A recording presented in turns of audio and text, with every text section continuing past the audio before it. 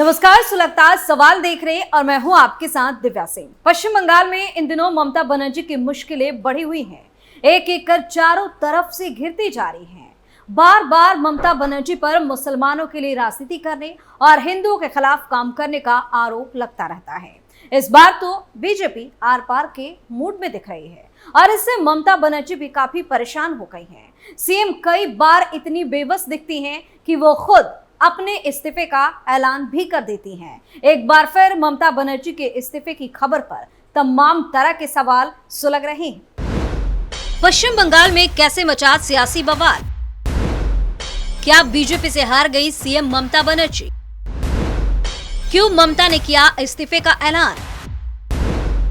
किसने बढ़ा दी टीएमसी नेताओं की टेंशन? इन सवालों ने सियासी पारा हाई कर दिया है और पश्चिम बंगाल में बवाल भी मचा दिया है।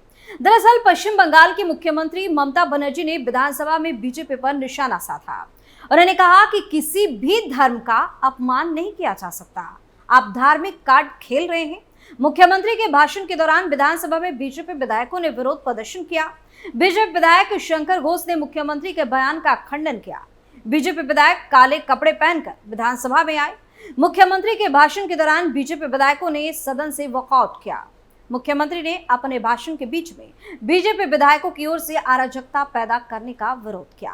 बदले में बीजेपी ने राज्य में तत्कालीन विपक्ष की नेता ममता बनर्जी पर वामपंथी शासन के दौरान विधानसभा में तोड़फोड़ करने का आरोप लगाया। इस मुद्दे को उठाते हुए बीजेपी विधायक शंकर घोष ने मुख्यमंत्री से जवाब मांगा। ममता ने शंकर घोष से कहा कि उन्होंने विधानसभा की कुर्सी नहीं तोड़ी। अगर वह यह आरोप साबित कर दे तो मुख्यमंत्री पद छोड़ दूंगी। शुवेंदु अधिकारी की टिप्पणी पर विवाद क्यों? अल्पसंख्यक समुदाय के विधायकों के बारे में विपक्ष के नेता शुवेंदु अधिकारी की टिप्पणी से विवाद खड़ा हो गया।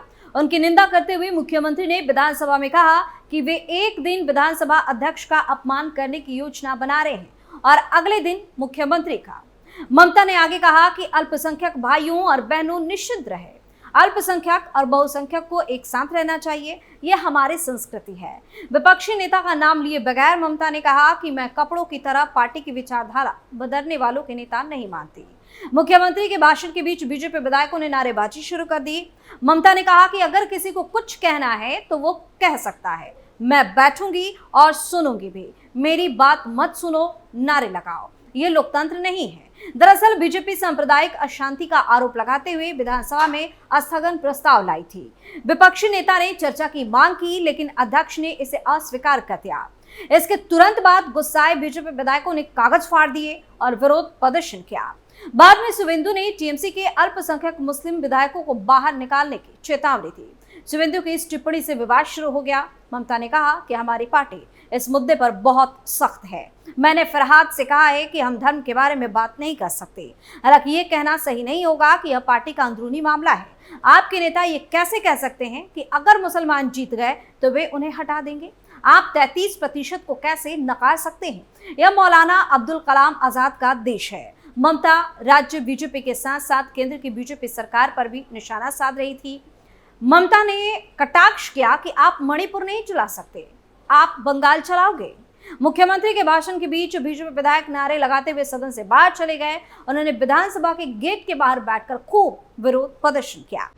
किस बात पर भड़क गई ममता बनर्जी? इससे पहले भी अक्सर आक्रामक रहने वाली पश्चिम बंगाल के सीएम ममता बनर्जी बेहद दुखी नजर आई। बीजेपी के नेता ने उन पर बांग्लादेशी आतंकियों के साथ रिश्ते होने, कट्टरपंथियों के साथ संबंध होने के आरोप लगाए थे। इस पर ममता बनर्जी भड़क गई। विधानसभा में उन्होंने बीजेपी नेताओं को चुनौती देते हुए कहा कि अगर आप इसे साबित कर दे तो मैं अभी इस्तीफा दे दूंगी। ये देश जितना आपका है उतना मेरा भी है। इसके बाद ममता ने पीएम नरेंद्र मोदी से भी अपने मन की बात कह डाली। बीजेपी नेता शुवेंदु अधिकारी ने विधानसभा से निलंबित होने के बाद ममता बनर्जी पर सनसनीखेज आरोप लगाए थे। ममता बनर्जी इसी का जवाब भी दे रही थी। ममता ने कहा कि वे कह रहे हैं कि मेरे आतंकवादियों से संबंध है, इससे तो मर जाना ही अच्छा है। मैंने कुछ नहीं कहा, फिर भी आप सबने मेरा संबंध आतंकवादियों से जोड़ दिया। यह देश सबका है। क्या मैं हिंदू धर्म का अपमान करती या मुस्लिम लीग का समर्थन करती हूँ? मैं कश्मीर या बांग्लादेश से आए आतंकवादियों के साथ रहती हूँ? अगर आप इस आरोप को साबित कर सके तो मैं एक दिन में सीएम पद छोड़ दूंगी। मैं प्रधानमंत्री को भी पत्र लिखूंगी और पूछूंगी कि क्या विपक्षी नेता मेरे खिलाफ इस तरह के आरोप लगा सकते हैं। वहीं ममता बनर्जी ने बांग्लादेश का जिक्र करते हुए बीजेपी पर आरोप लगाया। उन्होंने कहा कि आप सीमा पर गए और उकसाया, लेकिन इस स्थिति में भी यहाँ पर शांति है। पड़ोसी देश में अशांति के बीच हमारी सरकार के प्रयासों से ही पश्चिम बंगाल में शांति और सद्भावना सुनिश्चित हुआ है। ममता ने कहा कि अभिव्यक्ति की स्वतंत्रता उन्हें यानी कि भाजपा विधायकों को नफरत फैलाने वाले भाषण देने और लोगों को बांटने की अनुमति नहीं दी थी। ममता ने भाजपा पर राजनीतिक लाभ के लिए धर्म का इस्तेमाल करने का आरोप भी लगाया और दावा भी किया भाजपा अपने राजनीतिक हितों की पूर्ति के लिए धर्म का इस्तेमाल कर रही है। क्यों ममता पहली बार दिखी इतनी बेबस? 13 सितंबर 2024 को खबर सामने आई जब 13 साल में पहली बार इतना बेबस देखा क्या ममता बनर्जी को। पश्चिम बंगाल की मुख्यमंत्री ममता बनर्जी का एक अलग ही रूप देखने को मिला जब उन्होंने लोगों की खातिर इस्तीफे की पेशकश कर दी। उन्होंने कहा कि वो भी आरजीकर अस्पताल के उस डॉक्टर के खिलाफ के लिए न्याय चाहती हैं जिसकी हत्या कर दी गई। ममता बनर्जी ने एक प्रेस कॉन्फ्रेंस करते हुए कहा कि मैं बंगाल के लोगों से माफी मांगती हूँ जिन्हें उम्मीद थी कि आरजीकर गतिरोध खत्म हो जाएगा। वे न बनना आए लेकिन बैठक में शामिल नहीं हुए। मैं उनसे काम पर वापस जाने का अनुरोध करती हूँ। मैं लोगों की खातिर इस्तीफा देने के लिए तैयार हूँ क्योंकि पिछले 3 दिनों से मेरे सर्वोत्तम इरादों और प्रयासों के बावजूद चिकित्सकों ने बातचीत करने से इनकार कर दिया। इस दौरान पश्चिम बंगाल ने ममता बनर्जी का एक अलग ही चेहरा और अंदाज देखा। अपने तेज तर्रार अंदाज के लिए जाने जाने वाली ममता बनर्जी बेहद नरम, भावुक और हाथ जोड़कर दिखाई दी। ये अंदाज, ये चेहरा और ये बॉडी लैंग्वेज पिछले 13 सालों में कभी किसी ने नहीं देखा। बस एक बात पक्की है कि ममता बनर्जी पर आरजीकर अस्पताल की घटना के बाद चल रहे आंदोलन का बड़ा असर पड़ा है। ममता बनर्जी पिछले 13 सालों में इतने दबाव में कभी नहीं दिखे, लेकिन इस बार इनको राजनीतिक पार्टियों के अलावा जूनियर डॉक्टर्स ने ये सब करने पर मजबूर कर दिया। ममता सरकार पर क्या लगे आरोप? दूसरी तरफ पश्चिम बंगाल के शांति निकेतन के सोनाछुरी हाट इलाके में होली से पहले राजनीति गर्म आ गई है। इलाके में होली ना खेले के पोस्टर लगाए गए हैं। इससे ममता बनर्जी की सरकार विवादों में घिर गई है। पोस्टर में होली ना खेले, गाड़ी पार्क ना करे लिखा हुआ है। इस पोस्टर के सामने आने के बाद बीजेपी आक्रामक हो गई है। इसे लेकर उसने टीएमसी पर हमला बोला है। उसने कहा कि ममता बनर्जी की सरकार ने यहां शांति निकेतन में होली खेलने पर रोक लगा दी है। हालांकि ममता सरकार की मंत्री बिरबाहा हसना ने साफ किया कि जिसे होली खेलनी है खेले, केवल वन और पेड़ों की रक्षा के लिए पोस्टर लगाए गए हैं, ना किसी को होली खेलने से रोकने के लिए। इस पर भाजपा आक्रामक हो गई है। पार्टी प्रवक्ता प्रदीप भंडारी ने एक्स पर पोस्ट कर लिखा कि अब ममता बनर्जी की वास्तविक औरंगजेब वारी मानसिकता है। ममता बनर्जी ने शांति निकेतन में इसलिए होली पर रोक लगाई। उन्होंने रमजान और शुक्रवार की नमाज के लिए ऐसा किया। ममता बनर्जी एक बेगम की तरह काम कर रही है। शांति निकेतन के सोनाछुरी हाट में बसंत उत्सव मनाया जाता है। यहाँ दुनिया भर से लोग होली मनाने आते हैं, लेकिन ममता बनर्जी ने अपने वोट बैंक को संतुष्ट करने के लिए ऐसा किया है।